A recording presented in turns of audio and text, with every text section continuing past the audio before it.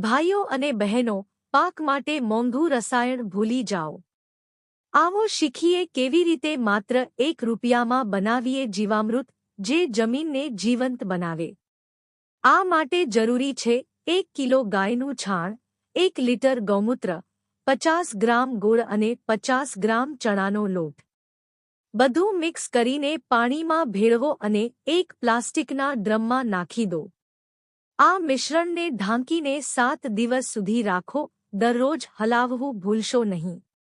7 દિવસે તૈયાર થાય છે દેશી અમૃત, જેને આપણે જીવામૃત કહીએ છીએ.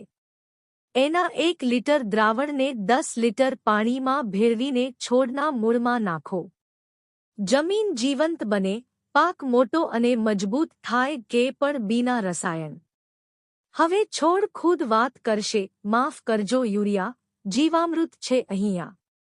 આવી વધારે દેશી ખેતીની રીતો માટે ચેનલને ફોલો કરવાનું ભૂલશો નહીં.